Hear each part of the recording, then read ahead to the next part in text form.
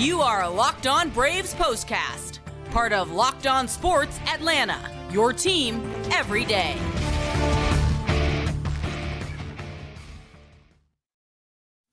Hello and welcome into the Braves POSTCAST. Grant McAuley, Jake Mastroianni with you here on a Tuesday evening when the Braves were hoping to start a new series on the right foot and unfortunately found more of the same, more of the way it's been for going on 6 weeks for an offense that just can't seem to get hits when they need it and just can't seem to find the runs we were so accustomed to seeing, especially in a history-making season a year ago. But if 2024 has taught us anything, it is that a new year means a new journey, a different story, all those things baseball reminds us ever so subtly, or in the case of the 2024 Braves, maybe not so subtly when it comes to the offense. We'll get into all of the things that went wrong in an unfortunate 4-0 loss for Atlanta to open up a 3-game series against one of the best teams in baseball, the Baltimore Orioles, who found the timely hitting they needed. And as it happened, more than enough runs as the Braves were shut out for the second time this season. We're going to get into all of that. Before we get started, though, hit that thumbs up button. Subscribe here to Locked On Sports Atlanta on YouTube and Locked On Braves, wherever you get your podcasts. Today's episode brought to you by Prize Picks, the easiest, most exciting way to play daily fantasy sports. Go to prizepicks.com/LockedOnMLB. Use the code LockedOnMLB and get a first deposit match of up to $100. Jake, it was one of those games that had, I think, a little bit of everything the Braves are accustomed to seeing. A, they had some opportunities and didn't come through. B, they had some bad batted ball luck, and wouldn't you know it, that the batted ball luck for the other club was just a little bit better than it was for the Braves. You know, you can point at a few different things, and all of it obviously added up to a 4-0 loss, but this just continues the frustrating trend that has seemed to just follow this club around like a rain cloud most days. It is, and you got your ace on the mound in Max Fried, and look, 4 runs is what it ended up being. Doesn't seem like a lot. It doesn't seem like a big ask, but it is for this team right now. And it just felt like after the 3-run homer in the second, that was basically it. And that's just the unfortunate place of where we are right now with this Braves team. And think about that second inning in general. I know we'll get into a lot of the particulars of this, unfortunately, because that's our job. We're going to do the autopsy of this one. But the Braves, once again, couldn't get anything going at the plate as they did get shut out in this contest. But maybe just like the cruelest 2024 type twist where Sean Murphy hits a fly ball that's a home run in 29 other ballparks. But it's not at Camden Yards, where in the age where everyone seems to be trying to get maybe a little bit more offense, maybe move the fences in. The Orioles decided to push theirs about 30 feet back, so it was a fly out for Sean Murphy. And then in the very bottom of that inning, you get a home run by Jorge Mateo off of a Max Fried curveball that's a home run in 20 of 30 parks. I'm not calling it a cheap home run, but what are the odds that those two things would happen right there in the same inning against this Braves club in the way that the ball was caught off their bat, and against them in the way that maybe just a little better placement for the other team resulted in the 3 runs the Braves couldn't get on the Murphy swing? I mean, the odds are pretty good for this 2024 Braves team that's what happened, because it just seems like it's what has happened all year. And look, I get it. You're going to have people come in here and say, you know, the Braves have terrible at-bats, and they do. But when you're having terrible at-bats and all of a sudden it seems like every close call, and some of these calls weren't even close, balls and strike calls I'm talking about, is going against you. Every hard hit ball you have is right at somebody. Every long fly ball you have is getting caught at the warning track. It just, this offense is not playing well enough to have everything going against them. And look, I don't know what they were doing last year, and you had to know some regression was coming. Mm-hmm. But this is just regression to a whole new level. I mean, every good thing that went their way last year offensively is going the exact opposite way this year. And again, some of it is self-inflicted. Big strikeouts in big spots. They're not able to come through with the clutch hits when they need to. There's also just a lot of bad luck that is happening for this team. And when both of those things are compounded, and obviously the pressing that I think is happening at the plate is the other factor of that, and maybe it speaks to exactly what you're talking about, why these hits with runners in scoring position have been so hard to find. I mean, forget the Sean Murphy unlucky ball that's caught that's a home run in every other park in baseball except the one they're playing in that night. You get a leadoff triple and can't score the first batter of the game. You get runners second and third, or one out, less than 2 outs anyway, and don't have the opportunity or don't cash in on the opportunity that inning affords you. They're not stringing these hits together. Heard Brian Snitker talk after the game. I mean, look, I was trying to maybe move a couple of pieces around in the lineup. We can get to that a little bit more later as far as what adjustments they could make in game 2. or maybe just what adjustments they need to make in particular. But none of it really seemed to ultimately add up to things changing for this Braves club. And I know it, and I've said this, and maybe you're tired of hearing it, but I'll say it again because I honestly don't know what else to say. If there was a switch that they could flip, they would have flipped it by now. But obviously, this has been something that has built and now become quite a burden that I think this club is carrying around, especially when it comes to the opportunities to maybe be that one player that gets the one swing that starts to turn it around for this club. Everybody wants to be that guy, but that's not an easy thing to do. It's not. And again, everybody's looking for that magic solution. I know I get it all the time. I'm sure you do. What needs to happen to turn this offense around? Look, if I knew, I'd send a letter or phone a friend, whatever I needed to do to get a message to Snicker and the crew saying, hey, do this. And, other than just having better at bats, putting the ball in play more often, especially in key situations, I don't know what else you can really ask them to do. They're making hard contact. They're still leading the league in, average exit velocity, barrel rates, everything that led to so much success last year. It's just not happening this year. I mean, I can tell them, hey, hit those line drives somewhere else. Don't hit them right at people. I mean, that's the best advice that I can give them. Stop hitting balls right at people, because that's what they're doing a lot of times. But it's very frustrating as a fan. I know you don't want to hear the excuses. You don't want to hear about the hard hit lineouts that they had up and down the lineup, in this game and in other games. But, to your point, the other game, they had second and third, nobody out, couldn't score a run. You get a leadoff triple here at the beginning of the game, you can't score a run. The second inning, you get 2 walks in that inning and you can't score a run. Granted, I know Sean Murphy's ball, Yeah, would have been gone in a lot of other parks, but still you had opportunities there. You had opportunities throughout this game, and you're just not coming up with the timely hits when you need them. No, and that's just one of those things that, again, whether it's excuses, whether it's rationales, whether it's reasons, whether it's factual evidence that just tells you, hey, I mean, this part is bad, this part shouldn't be as bad, but it is because of the bad ball luck. It's all adding up. And what it's all adding up to the Braves is, the 2024 version of Scott Steiner math. It's just spelling disaster for the Braves at the plate. It's just not clicking. It's not working. And, common sense would tell you over the course of 162 games, this kind of stuff evens out. But even saying that right now is not as convincing when you go through a 5-6 week stretch in which you are one of the worst offenses in baseball. I know I talked about it on my show over the weekend, just how un-Braves like this run has been. And I'm not just talking about the history-making 2023 team, but really any club in this run of division titles over the 6 years coming into 2024. There were some peaks and valleys, but this is the deepest and darkest valley that I think the Braves have walked through since the rebuild. I mean, you had their worst offensive month in this May since the May in 2016, in which Atlanta decided to change managers the last time. I'm not saying anything like that's coming, because I think we all know better than that. And it's not the manager who's not getting the hits right now. It's up to the players. It's up to the talent to get these results. But I say all that to say we haven't seen this kind of offensive ineptitude out of a Braves club since they were in the middle of trying to build a winner. Now they've got a winner. Now they've got a talented core. Now they got a bunch of guys in the prime of their career, coming off career years in some cases, that just aren't getting the results that they're accustomed to getting. And I can tell you this, nobody is more frustrated than the players themselves. And I think that will bring the discussion all the way back to the fact that you have to be pressing at this point when you're not getting the results you're accustomed to.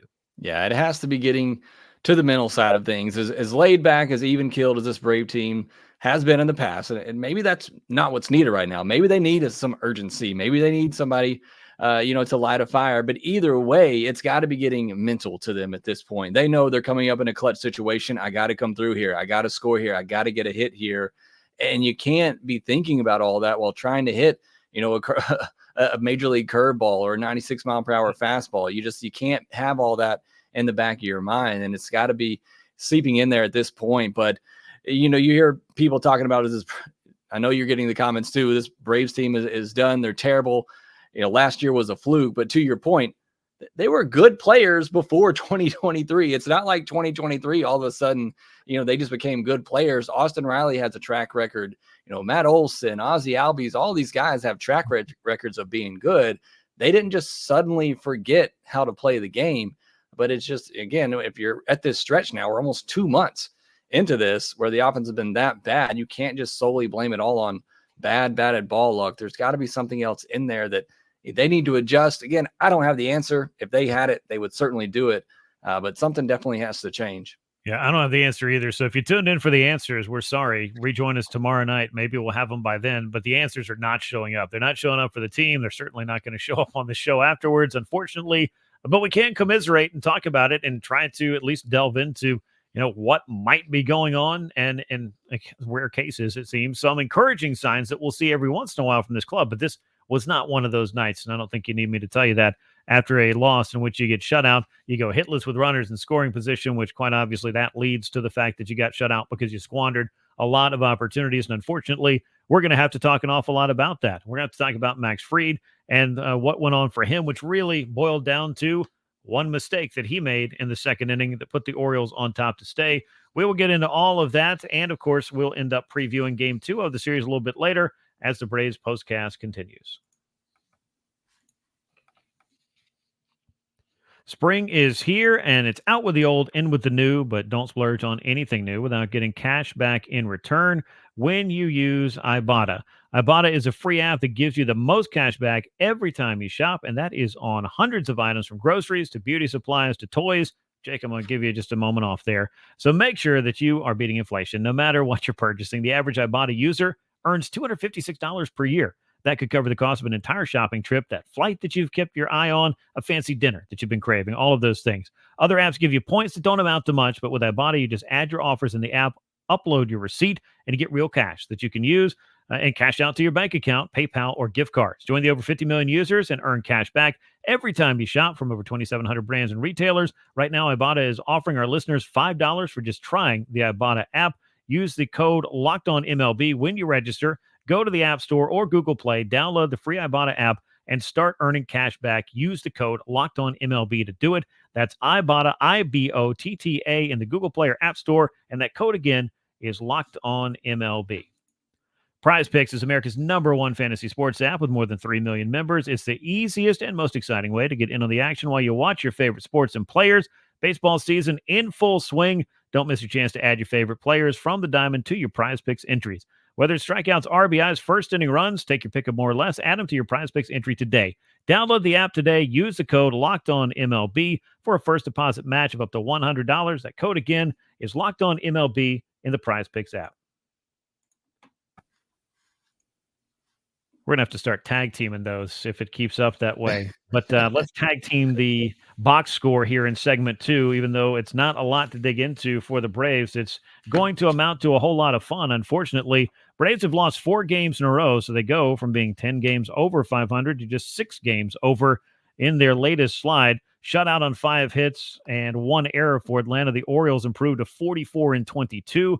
They had 4 runs on 6 hits, 1 error for them. 11 men left on base for the Braves, just 4 left on base for the Orioles. Max Fried takes a loss. He drops to 6-3. Albert Suarez picks up the win. He improves to 3-0 on the season. He's quite a story for the Orioles. And I'll throw you a quick one out there since we are going to try to discuss things that don't necessarily relate to not having the answers for the Braves offense. But way back when I was doing play-by-play in the Tampa Bay Rays organization about 14 years ago, that is when I first crossed paths with Albert Suarez, who at that time was a modestly ranked prospect in the Rays organization.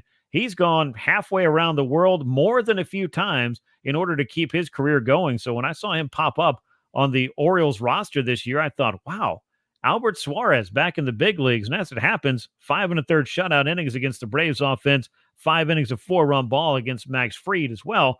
Not really who you would look at on paper and think this is going to favor when it comes to the pitching matchup.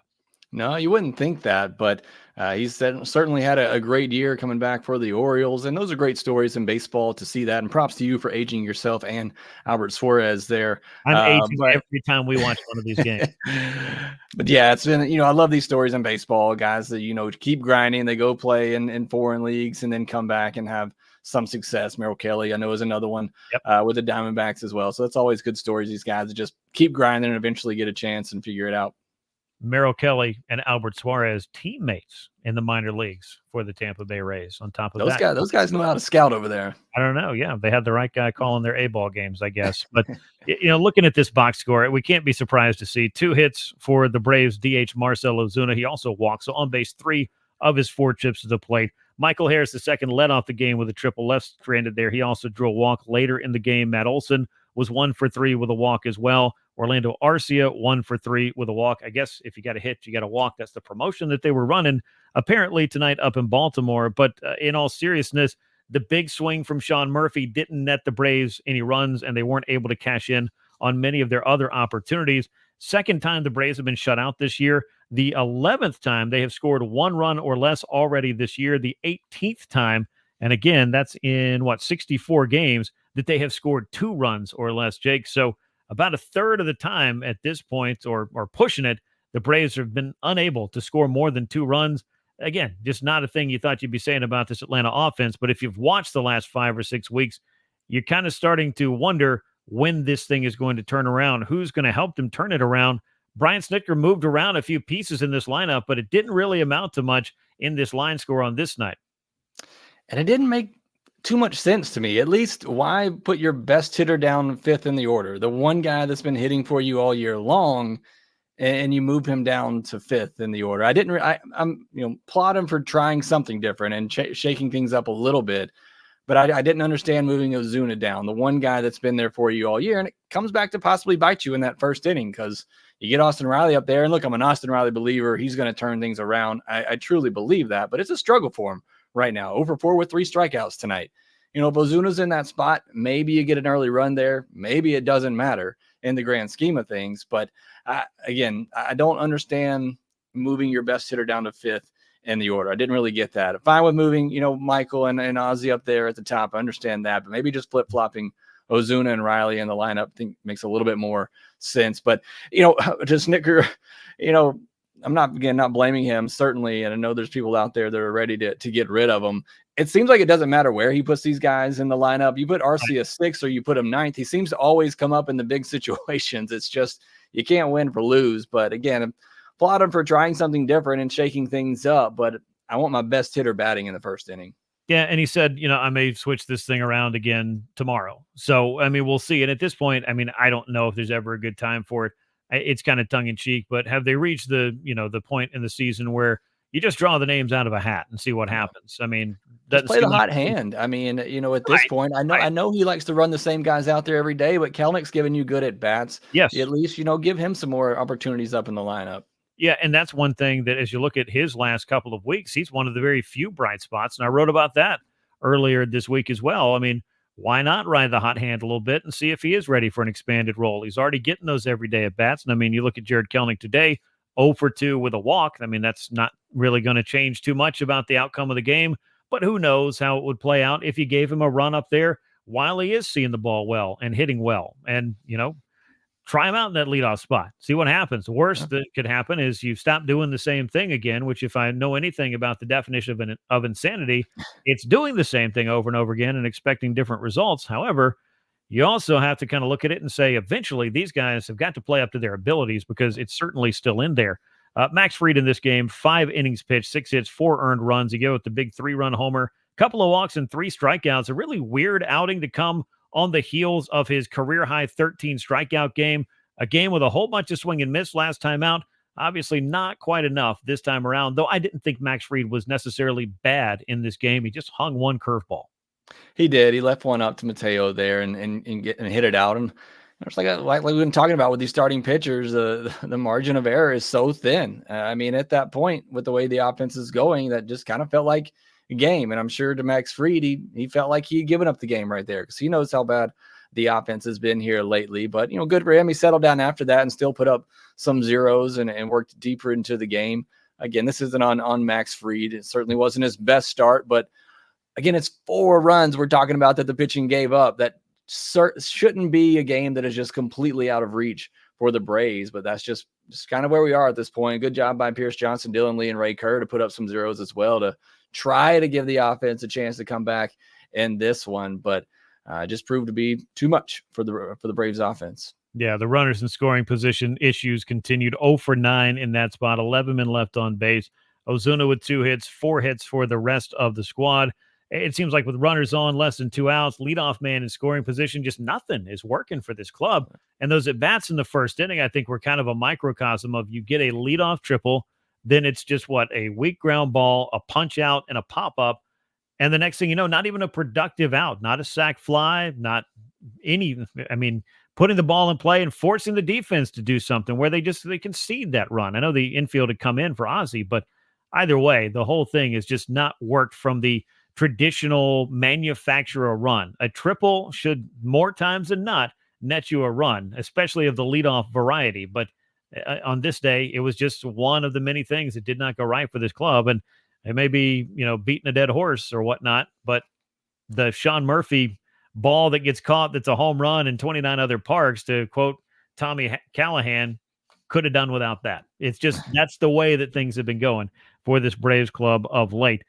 We've got a lot to get to as far as the rest of the series goes and getting you set for game 2 of the 3-game set. It's going to be college teammates facing off against one another. Spencer Schwellenbach will be on the mound for the 3rd time as a big leaguer. We'll talk more about that, get you set up for game 2 of the series that comes your way next as the Braves postcast continues.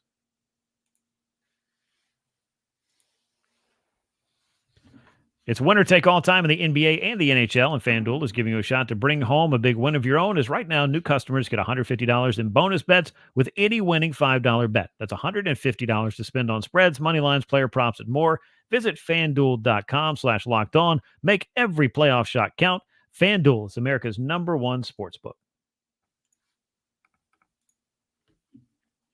Well, Jake, let's talk about game 2 of this 3-game series as the Braves will try to even things up, and Spencer Schwellenbach will perhaps try to have the best start of his young career. He wasn't bad in his debut, got knocked around in Boston, going to get another chance here, though, to help the Braves out. 3rd major league outing comes against his old Nebraska teammate from his college days. That's Cade Povich, the left-hander, who is also up in the big leagues and has found the going a little bit rough early in his career, but an intriguing matchup because what were the odds that these two guys were going to finally make it to the big leagues and find themselves there facing one another in this short order?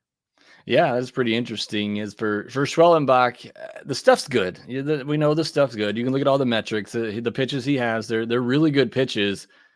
He maybe needs to not throw them so well, so often. He's gotten hurt sometimes with 2 strikes because, he's just not throwing quality pitches with 2 strikes. They're just too many strikes inside the zone. He just needs, that's the one kind of tinker for him, going forward, I think, is when you're getting ahead in these counts, is being able to get those pitches just kind of in that gray area to get hitters to either chase or make some weak contact on him. You saw it in that Red Sox game, especially.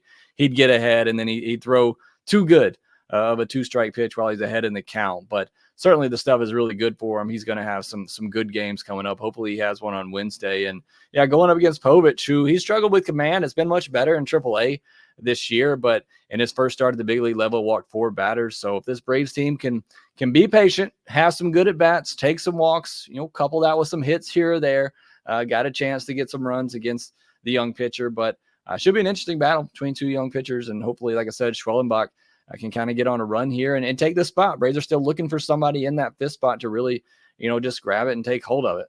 Yeah, they are trying to sort that out. They're trying to get these innings covered. I mean, clearly, and we'll talk about it as the summer wears on, they can look for those reinforcements. I'm sure Alex Anthopoulos is already trying to get tabs and checking in on some of those options. But in the meantime, A.J. Smith-Shawver getting hurt did not help out the Braves, who have now called upon Schwellenbach and Hurston Waldrop to get opportunities here at the big league level, perhaps ahead of schedule for those other 2 guys. We saw A.J. a year ago, but you could make the argument that he was ahead of schedule, but now he's out of the Braves' plans for a couple of months. So in the meantime, yeah, it is a big chance for Spencer Schwellenbach to show that, hey, I can stick, I can stay, and I can give you some meaningful innings here, because I think we've seen some of the other options and we might see him again, but why not try to find out what you've got in some of these nicer young arms that you have and see if they can come up and just help you at the back end of the rotation, because the rest of it, the other 4, plus the bullpen, have been pitching extremely well. That's been a strength of this Braves club.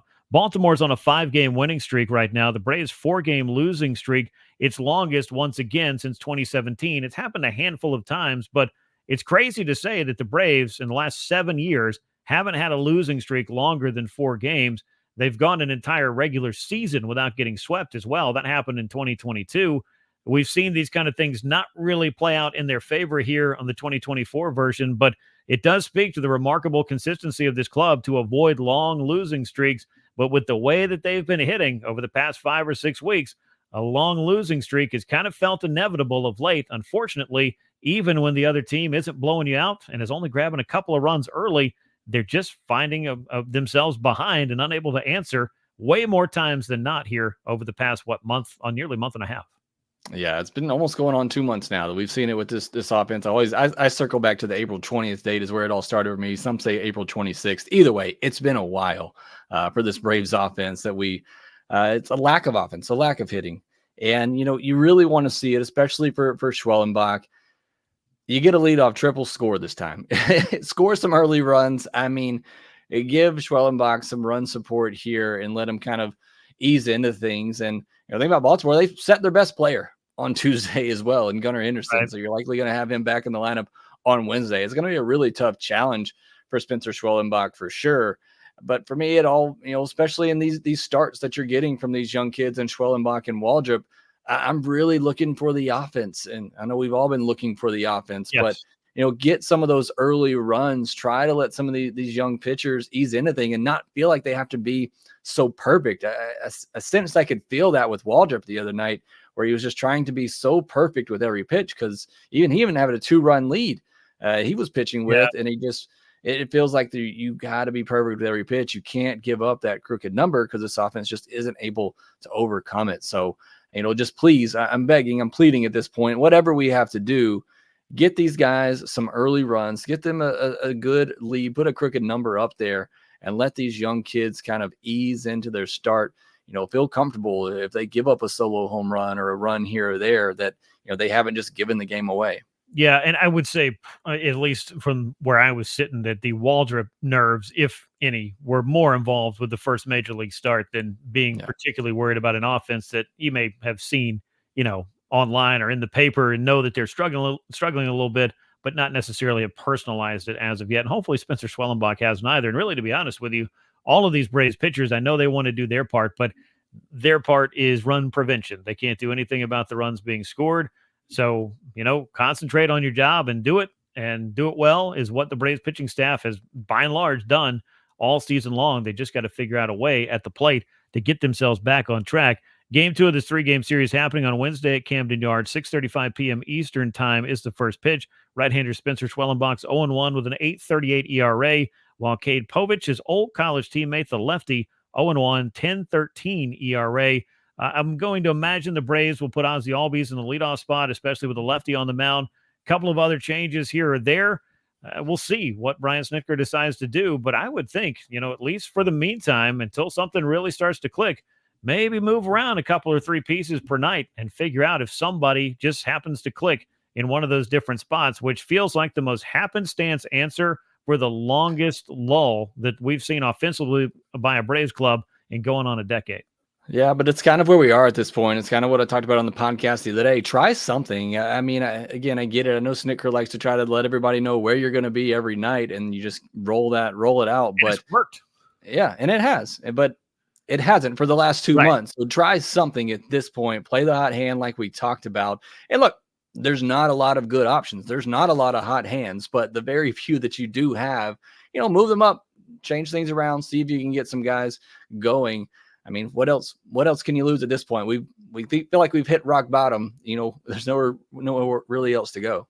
Yeah, it's wild too. I mean, as somebody who's covered the rebuilds and grew up watching the Braves in the 80s, to see a club that's still 6 games over 500. And I know they're in the midst of a 4-game losing streak, so I'll grant you that. They're not playing well lately, and they haven't been playing well for a month and a half, offensively speaking.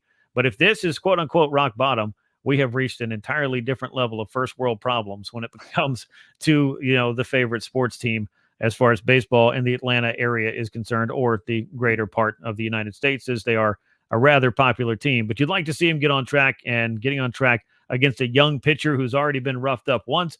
Maybe that's just what they need to at least draw even in this series and have a chance to close out this road trip with a little bit of momentum after really having a tough time in Washington and letting one get away in the opener against the Orioles. Again, 6:35 p.m. Eastern time on Wednesday, Schwellenbach versus Povich. Game 2 of this 3-game set as the Braves try to break their 4-game losing streak, and the Orioles look to make it 6 in a row as they hold one of the best records in all of Major League Baseball. That brings us to the end of this edition of the Braves Postcast. Make sure you subscribe to Locked On Sports Atlanta here on YouTube. Leave us those likes and comments. Share the show with a friend, and subscribe to Locked On Braves wherever you get your podcasts. Once again, the final score in this one, 4-0. The Braves shut out. They'll look to get back in the win column on Wednesday. For Jake Mastroianni, I'm Grant McAuley. We will catch you next time. And until then, so long, everyone.